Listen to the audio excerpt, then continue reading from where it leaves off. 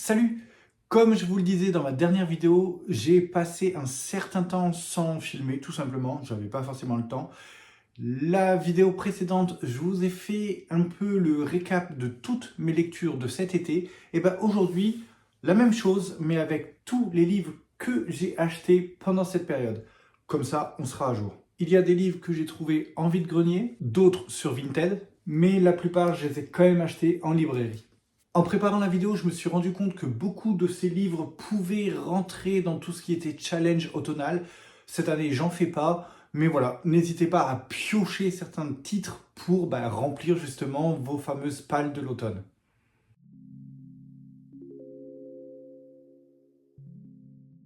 On va commencer tout de suite avec les livres trouvés en vide-grenier. Le premier, c'est celui-là, L'Homme Invisible d'H.G. Wells aux éditions Le Livre de Poche. Ici, on est sur un livre de science-fiction. Je sais juste qu'ici, on va parler d'un savant qui a trouvé une façon de se rendre invisible.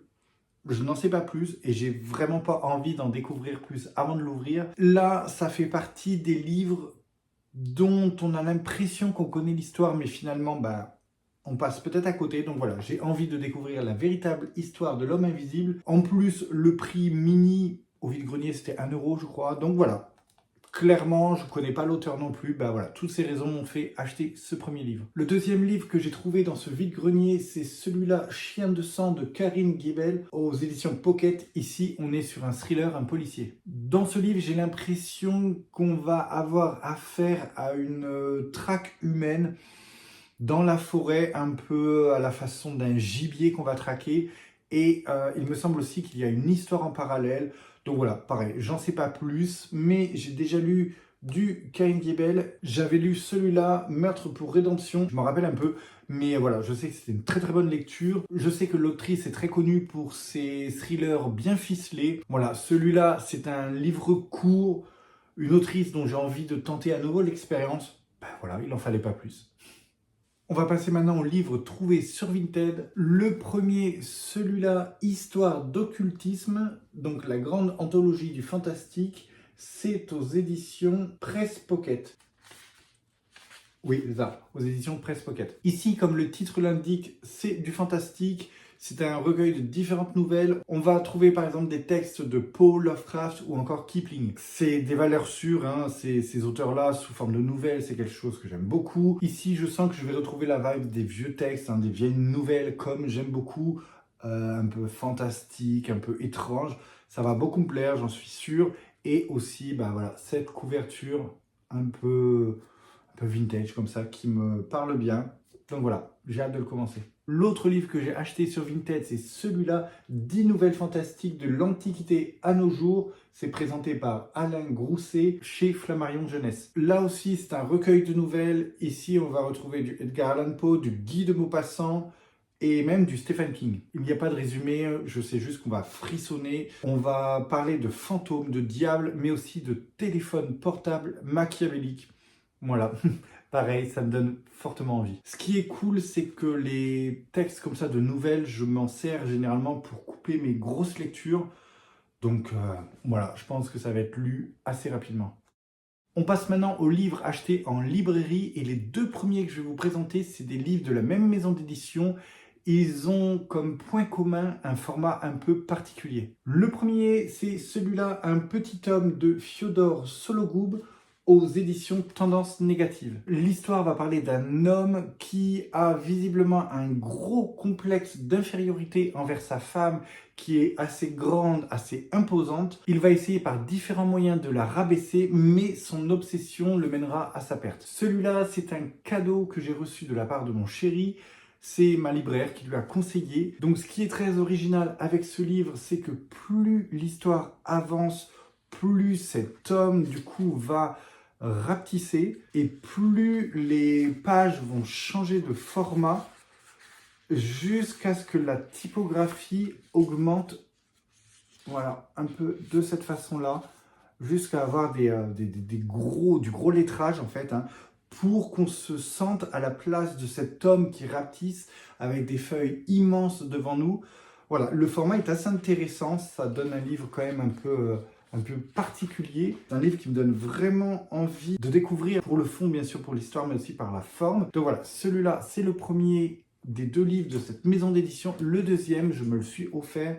C'est Jugé par ses pairs de Suzanne Glaspell, toujours du coup aux éditions Tendance Négative. Ce livre-là nous raconte l'histoire d'une femme dont le mari va être découvert dans son lit à côté d'elle étranglé. Elle va être désignée comme coupable idéale. Elle va être jugée du coup par des hommes qui vont enquêter, qui vont la juger. Elle va essayer de se défendre. Ce qui est très original dans ce livre-là, du coup, c'est une enquête. Et ce livre se présente justement sous forme de calepin, un peu à la manière d'un enquêteur qui sort son calepin à l'ancienne et qui prend ses notes. Et justement, il y a une autre particularité. Alors, je cherche une page, voilà, pour l'illustrer. En fait, à chaque personnage, on a une typographie qui lui est attribuée. Visuellement, ça va être très parlant, le changement de protagoniste. Je ne sais pas ce que ça va donner, je pense que ça va être assez cool. Hâte de découvrir ce deuxième livre de cette maison d'édition. Ensuite, j'ai acheté ce livre-là, Festin de larmes, de Vincent Tassi et Morgane Cossarieux, aux éditions ActuSF. Ici, on est sur un livre fantastique. Pour le résumer très rapide, l'histoire ici se passe en 1856 à la Nouvelle-Orléans. On va rencontrer une jeune fille qui est en train de tout perdre. Sa sœur est morte d'une maladie, son père se drogue, sa mère est en train de dépérir. Les seuls moments où elle a un minimum de joie, c'est quand un mystérieux marquis vient lui rendre visite le soir. J'en sais pas plus. L'ambiance est posée, Nouvelle-Orléans, ces visites nocturnes, cette vie qui est en train de partir en lambeaux. Ici, on va parler de vampires, mais surtout de l'emprise qu'ils ont sur nous et de la fascination qu'on leur porte. De Vincent Tassi, j'ai lu Apostasie qui m'a vraiment beaucoup plu. Morgane Cossarieux, pareil, je suis grand fan, j'ai lu quasiment tous ses livres, j'aime vraiment beaucoup son univers. Donc là, la rencontre des deux, surtout avec ce livre qui est magnifique, clairement. Il me semble qu'il est illustré. Il y a des planches un peu là, par exemple, c'est un herbier. Dans un des livres de Morgane Cossarieux que j'ai lu dernièrement, c'est Visqueuse. On avait aussi des illustrations comme ça, faites par l'autrice, sous forme de planches anatomiques que j'aimais beaucoup. Là, on va être un peu similaire au niveau illustration, donc je sais que ça va me plaire. J'ai très hâte de découvrir ce livre-là. Je pense le commencer octobre-novembre. Je pense que ça va être la saison vraiment idéale pour celui-là. Un autre livre que je me suis procuré dernièrement, c'est celui-là, Strange Houses de Yuketsu aux éditions Seuil. Donc là, on est sur un thriller. La seule chose que je sais sur ce livre, c'est que ça va parler d'une maison particulière à Tokyo. Visiblement, elle a des pièces cachées. Sur la couverture, il y a donc ce plan de maison avec une pièce qui est mise en avant. C'est un livre que j'ai vu plusieurs fois en librairie. J'ai hésité plusieurs fois à l'acheter. Je l'ai d'ailleurs pris une fois, j'ai failli le payer, enfin, je l'ai reposé, je ne sais pas pourquoi. Là, j'ai vu dans une vidéo de Misère Pourpre, j'ai vu justement qu'Oriane voulait le lire, elle l'a en sa possession, elle voulait le lire. J'ai sauté sur l'occasion, je lui ai dit, écoute, si tu veux, on le lit ensemble, j'ai très envie de le découvrir. Je me le suis procuré et on a fixé une date. On va le lire bientôt, on va le lire pour le début de mes vacances la semaine prochaine. Il faut que j'en reparle d'ailleurs. Uketsu, c'est un véritable phénomène au Japon, c'est l'auteur le plus vendu. C'est un artiste complet, il écrit, il dessine, il publie des vidéos d'horreur et de suspense et il compose aussi de la musique. Il apparaît toujours en combinaison noire avec un masque blanc. C'est un peu effrayant. Donc on n'a pas son identité, il la garde secrète. Ça rajoute une part de mystère. Donc voilà, c'est un livre qui me donne très envie. Comme j'ai dit, j'ai voulu le lire, surtout l'acheter plusieurs fois. Il est illustré là également, donc forcément on a des plans de maison. Je me demande si ça va pas être un peu le lecteur qui mène une enquête. Je suis curieux de voir ce que ça va donner.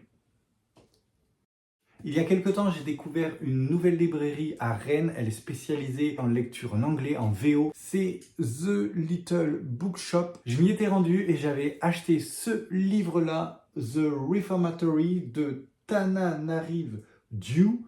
il est classé en horreur. Ici, on est sur une fiction qui se déroule aux États-Unis pendant la période de la ségrégation. Fiction, oui, mais basée sur des faits réels. Ici, l'autrice va nous raconter l'histoire de son grand-oncle qui est mort à l'école The Greystone School for Boys. C'était un lieu qui accueillait de jeunes délinquants. Ici, il est question de racisme avec un twist horrifique et des fantômes. Celui-là m'a été conseillé par la libraire, je lui ai dit quand même que ça faisait un sacré pavé, il fait 593 pages. Je lis en VO mais jamais de livre aussi gros que celui-là. Du coup, elle m'a dit prenez votre temps, lisez les premières pages, les premières lignes pour voir si ça le fait tout simplement.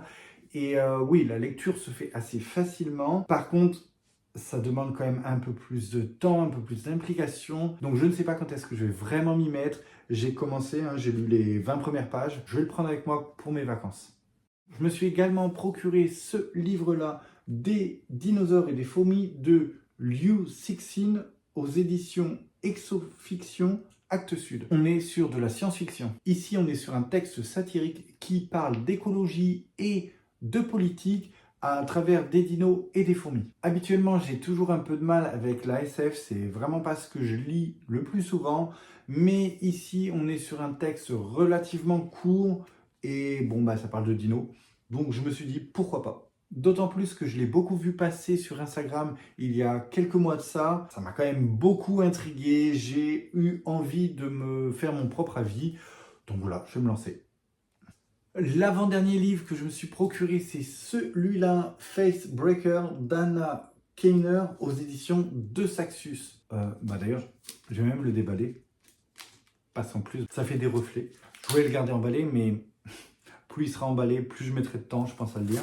Voilà, on le voit un peu mieux, je pense. Donc, c'est le troisième et dernier tome de la saga des dieux déchus. Le premier, c'est Godkiller. Ensuite, il y a Sunbranger.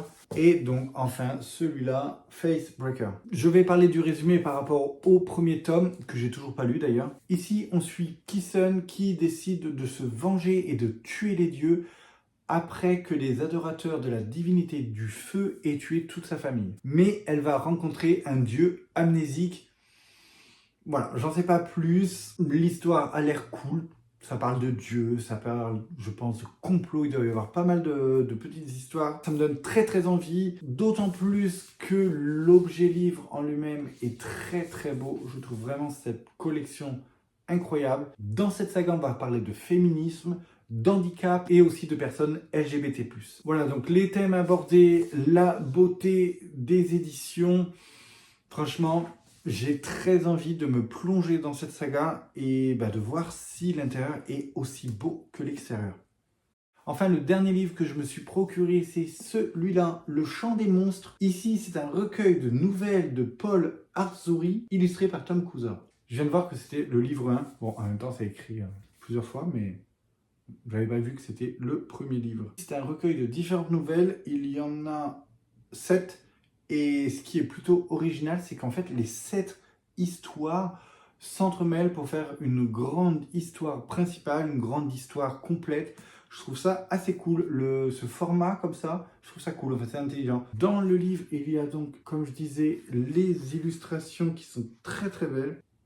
Je la trouve trop trop belle. En fait, ça fait plusieurs fois que je tombe dessus par hasard.